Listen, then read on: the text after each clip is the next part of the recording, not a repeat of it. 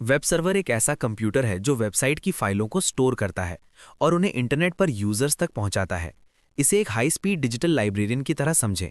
आप एक खास किताब यानी वेबसाइट मांगते हैं और लाइब्रेरियन उसे ढूंढकर आपकी डेस्क यानी आपके ब्राउजर तक ले आता है। एक हार्डवेयर, द फिजिकल होस्ट। ये एक फिजिकल कंप्यूटर है जो डेटा सेंटर में रखा होता है। ये वेबसाइट की सभी फाइलों को स्टोर करता है और 24x7 इंटरनेट से जुड़ा रहता है ताकि दुनिया में कोई भी कभी भी आपकी वेबसाइट देख सके। दो सॉफ्टवेयर, द डिजिटल लाइब्रेरियन। बीच का हिस्सा सॉफ्टवेयर यानी HTTP सर्वर को दर्शाता है। इसे एक डिजिटल लाइब्रेरियन की तरह माना गया है। इसका काम वेबसाइट की अलग अलग फाइलों जैसे HTML document, CSS file, JavaScript और इमेजेस को व्यवस्थित करना और ढूंढना है। 3. Request response cycle. ये वेब सर्वर के काम करने की मुख्य प्रक्रिया है। HTTP request. जब आप क्लाइंट के ब्राउजर में कोई वेबसाइट खोलते हैं तो वो सर्वर को एक रिक्वेस्ट भेजता है। The search. सर्वर अपने अंदर उस फाइल या जानकारी को सर्च करता है। Success 200 okay. अगर जानकारी मिल जाती है तो सर्वर उसे आपके ब्राउजर पर भेज देता है। Error 404 not found. अगर फाइल नहीं मिलती तो सर्वर एरर मैसेज भेजता है। 4. कंटेंट के प्रकार, स्टैटिक वर्सेस डायनामिक कंटेंट। ये वैसी ही फाइलें होती हैं जैसी सर्वर पर रखी गई हैं, जैसे कि एक पोर्टफोलियो वेबसाइट। ये बहुत तेज होता है। डायनामिक कंटेंट, ये यूजर की ज़रूरत के हिसाब से तुरंत यानी ऑन द फ्लाई जनरेट किया जाता है, जैसे कि आपका फेसबुक या इंस्टाग्राम फीड। 5. मुख्य जिम्मेदारियां और सॉफ्टवेयर।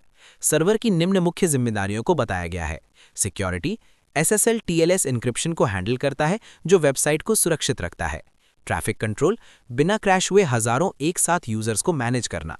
लॉगिंग, हर उस व्यक्ति की डायरी रखना जिसने विजिट किया और उन्होंने क्या देखा। ये डीबगिंग और सिक्योरिटी के लिए उपयोगी है। ऑथराइजेशन, ये चेक करना कि क्या आपको सच में किसी खास पेज जैसे मेंबर्स ओनली एरिया को देखने की इजाज़त है। इस काम के लिए दुनिया भर में एनजिंग्स, अपाचे और माइक्रोसॉफ्ट IIS जैसे सॉफ्टवेयर्स का सबसे ज़्यादा इस्तेमाल होता है। वीडियो अच्छी लगी तो लाइक, शेयर और सब्सक्राइब करना मत भूलना। शुक्रिया। वर्ल्ड वाइड वेब, एक वैश्विक digital library. World wide web internet पर मौजूद आपस में जुड़ी हुई सूचनाओं का एक संग्रह है, जो एक ऐसी डिजिटल लाइब्रेरी की तरह काम करता है जहां सभी फाइलें अदृश्य लिंक से जुड़ी होती हैं। इंटरनेट बनाम वेब। अक्सर लोग इन्हें एक ही समझते हैं, लेकिन इनमें अंतर है। इंटरनेट हार्डवेयर, ये अरबों कंप्यूटर, केबल, राउटर और सैटेलाइट का फिजिकल नेटवर्क है जो पूरी दुनिया में फैला हुआ है। वेब सर्विस, ये आपस में जुड़े डॉक्यूमेंट्स यानी वेबसाइट्स का सिस्टम है जो आपकी स्क्रीन तक पहुंचने के लिए ट्रैवल करता है। वेब के 3 मुख्य पिलर्स। इसकी खोज 1989 में टिम बर्नर्स-ली ने की थी। इसके 3 मुख्य हिस्से हैं। URL, ये बताता है कि ब्राउज़र को कहाँ जाना है, जैसे https www.google.com/search?google.com। HTML, ये वेब पेज का लेआउट या स्ट्रक्चर तैयार करता है। HTTP, ये डेटा को एक जगह से दूसरी जगह भेजने के नियम तय करता है। ये काम कैसे करता है? ये प्रक्रिया मिली सेकेंड्स में पूरी होती है। रिक्वेस्ट, आपका ब्राउज़र सर्वर से किसी पेज के लिए पूछता है। रिट्रीवल, सर्वर उस फाइल को ढूंढता है और आपके पास वापस भेजता है। रेंडरिंग, ब्राउज़र उन फाइलों को जोड़कर आपको एक सुंदर वेब पेज दिखाता है। वेब का विकास, the evolution. Web 1.0 read only 90s के दशक की शुरुआत में, जहां आप केवल जानकारी पढ़ सकते थे, जैसे डिजिटल एनसाइक्लोपीडिया। वेब 2.0 सोशल 2000 के दशक के मध्य से अब तक, जहां आप कंटेंट बना सकते हैं और बातचीत कर सकते हैं, जैसे सोशल मीडिया। वेब 3.0 फ्यूचर, आने वाला कल जो AI और ब्लॉकचेन पर आधारित है। ये अधिक सुरक्षित और स्मार्ट होगा। दिलचस्प तथ्य, दुनिया की पहली वेबसाइट info.cern.ch आज भी ऑनलाइन देखी जा सकती है। डोमेन नेम सिस्टम DNS को अक्सर इंटरनेट की फ़ोन बुक कहा जाता है। इसका मुख्य काम इंसानों को आसानी से समझ आने वाले डोमेन नामों जैसे www.google.com को मशीन रीडेबल IP एड्रेस जैसे 142.250.190.46 में बदलना है, जिनका इस्तेमाल कंप्यूटर्स नेटवर्क पर एक दूसरे को ढूंढने के लिए करते हैं। DNS कैसे काम करता है, इसे हम उदाहरण के द्वारा समझते हैं। कल्पना कीजिए कि आप एलेक्स नाम के अपने दोस्त को कॉल करना चाहते हैं। आप एलेक्स का फ़ोन नंबर याद नहीं रखते, आप बस अपने कॉन्टैक्ट लिस्ट में नाम देखते हैं। DNS भी इंटरनेट के लिए यही काम करता है। ये आपके ब्राउज़र में टाइप किए गए नाम को उस सर्वर के नंबर यानी IP एड्रेस से मिलाता है जहां वेबसाइट रहती है। DNS क्वेरी में 4 मुख्य प्लेयर। जब आप कोई URL टाइप करते हैं तो आपकी रिक्वेस्ट सर्वर की एक हायरार्की से होकर गुजरती है। पहला, डीएनएस रिकर्सर। ये एक बिचौलिए की तरह है। जैसे एक लाइब्रेरियन आपके लिए किताब ढूंढता है, ये सर्वर आपके लिए सही आईपी एड्रेस ढूंढने का काम शुरू करता है। दूसरा, रूट नेम सर्वर। ये जानकारी का सबसे ऊपरी स्तर यानी इंडेक्स है। ये रिकर्सर को बताता है कि उसे किस दिशा यानी टीएलडी में जाना है। तीसरा, टीएलडी नेम सर्वर। ये डोमेन के अंत वाले हिस्सों जैसे .com, .org को संभालता है। ये लाइब्रेरी के एक खास विभाग यानी फिक्शन सेक्शन की तरह है। चौथा, अथॉरिटेटिव नेम सर्वर। ये आखिरी पड़ाव है। यहाँ वेबसाइट का असली और सटीक आईपी एड्रेस रिकॉर्ड मौजूद होता है। पहला, रिक्वेस्ट। आप ब्राउज़र में नाम टाइप करते हैं जो डीएनएस रिकर्सिव रिजॉल्वर के पास जाता है। दूसरा, रिजॉल्वर। रिजॉल्वर रूट सर्वर से पूछता है कि जानकारी कहाँ मिलेगी। तीसरा, रूट सर्वर। रूट सर्वर उसे .com टीएलडी सर्वर की ओर भेजता है। चौथा, अथॉरिटेटिव सर्वर। टीएलडी सर्वर उसे सही अथॉरिटेटिव सर्वर का पता देता है। पांचवा, आईपी मिलना। अथॉरिटेटिव सर्वर असली आईपी एड्रेस वापस भेजता है। छठा, वेबसाइट खुलना। अंत में रिजॉल्वर वो आईपी ब्राउज़र को देता है और वेबसाइट लोड हो जाती है। ये इतना तेज़ क्यों है? हर बार इतनी लंबी प्रक्रिया ना करनी पड़े, इसके लिए कैशिंग का इस्तेमाल होता है। पहला, ब्राउज़र और ओएस कैश। आपका कंप्यूटर उन साइट्स को याद रखता है जिन्हें आपने पहले देखा है।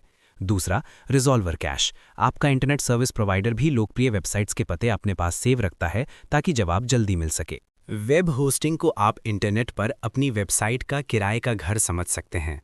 सरल शब्दों में ये एक ऐसी सर्विस है जो आपकी वेबसाइट की फाइलों को एक शक्तिशाली कंप्यूटर सर्वर पर स्टोर करती है ताकि पूरी दुनिया उसे देख सके। इस कॉन्सेप्ट को डिटेल में समझते हैं। नंबर 1, रियल एस्टेट का उदाहरण, द एनालॉजी।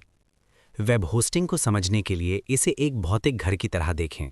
फाइलें, द फर्नीचर, आपकी वेबसाइट की तस्वीरें, टेक्स्ट और code. Web hosting, the house, वो वास्तविक इमारत या जगह जहां आपका सामान रखा है। आईपी एड्रेस, जीपीएस लोकेशन, हर सर्वर का एक नंबर होता है जैसे 192.158.1.38 जो इंटरनेट को बताता है कि आपकी फाइलें कहाँ हैं। डोमेन नेम, स्ट्रीट एड्रेस, क्योंकि लोग नंबर याद नहीं रख सकते इसलिए हम www.google.com जैसे नाम इस्तेमाल करते हैं। डीएनएस, डोमेन नेम सिस्टम, एक फ़ोन बुक की तरह काम करता है जो आपके डोमेन नेम को होस्टिंग सर्वर के आईपी एड्रेस से जोड़ता है। नंबर 2, ये काम कैसे करता है? जब कोई आपके डोमेन नेम को ब्राउज़र में टाइप करता है तो ये प्रक्रिया होती है। रिक्वेस्ट, यूज़र आपका डोमेन नेम टाइप करता है। लुकअप, इंटरनेट आपके डोमेन को उसके सही आईपी एड्रेस या होस्टिंग सर्वर से जोड़ता है। कनेक्शन, यूज़र का कंप्यूटर आपके वेब होस्टिंग सर्वर से जुड़ जाता है। डेटा ट्रांसफ़र, डिलीवरी, सर्वर आपकी वेबसाइट की फाइलें यूज़र के ब्राउज़र को भेज देता है। वेबसाइट डिस्प्ले, रेंडरिंग, ब्राउज़र उन फाइलों को पढ़कर एक सुंदर वेबसाइट के रूप में दिखा देता है। नंबर 3, वेब होस्टिंग के मुख्य प्रकार। ज़रूरत और बजट के हिसाब से होस्टिंग कई तरह की होती है। प्रकार, विवरण। शेयर्ड होस्टिंग, एक ही सर्वर पर कई वेबसाइट्स रहती हैं, ये सबसे सस्ता है। किसके लिए सही है? शुरुआती ब्लॉग या छोटे बिजनेस के लिए। वीपीएस होस्टिंग, एक सर्वर को वर्चुअल हिस्सों में बांटा जाता है, आपको अपना निजी हिस्सा मिलता है। बढ़ती हुई वेबसाइट्स के लिए। डेडिकेटेड होस्टिंग, पूरा का पूरा सर्वर सिर्फ आपका होता है, बहुत महंगा और शक्तिशाली। बड़ी ई-कॉमर्स साइट्स या भारी ट्रैफिक वाली साइट्स के लिए। क्लाउड होस्टिंग, आपकी साइट कई सर्वर के नेटवर्क पर चलती है, ये बहुत सुरक्षित है। स्टार्टअप्स और तेज़ी से बढ़ती हुई साइट्स के लिए। नंबर 4, होस्टिंग चुनते समय ध्यान देने वाली बातें। अप टाइम, ये बताता है कि सर्वर कितनी देर चालू रहता है, हमेशा 99.9% अप टाइम वाला होस्ट चुनें। बैंडविड्थ, ये तय करता है कि एक समय में कितने लोग आपकी साइट देख सकते हैं। SSL सर्टिफिकेट, ये आपकी साइट को सुरक्षित बनाता है, ये ब्राउज़र में HTTPS और पैडलॉक आइकन देता है, ये सिक्योरिटी और गूगल रैंकिंग के लिए बहुत ज़रूरी है। फायरवॉल आपके सुरक्षित नेटवर्क और असुरक्षित इंटरनेट के बीच एक सुरक्षा दीवार की तरह काम करता है। ये आने जाने वाले ट्रैफिक पर नज़र रखता है। ये पहले से तय रूल्स के आधार पर डेटा को अंदर आने देता है या रोकता है। ये कैसे काम करता है? जब भी इंटरनेट से कोई डेटा, जिसे पैकेट कहते हैं, आपके कंप्यूटर की तरफ आता है तो वो इन 3 चरणों से गुजरता है। 1, इंटरसेप्ट और विश्लेषण, intercept and analyse, firewall packet को बीच में ही रोककर उसकी जांच करता है। 2, रूल बुक चेक, ये देखता है कि क्या ये पैकेट सुरक्षा नियमों का पालन कर रहा है। 3, कार्रवाई का निर्णय, एक्शन डिसीजन, जांच के बाद फायरवॉल 3 में से एक फैसला लेता है। ए, एक्सेप्ट यानी स्वीकार, सुरक्षित होने पर उसे अंदर आने देता है।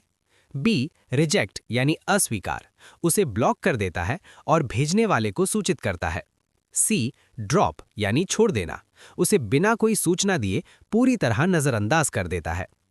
फायरवॉल के प्रकार: एक, सिंपल यानी पैकेट फिल्टरिंग, ये केवल आईपी एड्रेस और पोर्ट चेक करता है।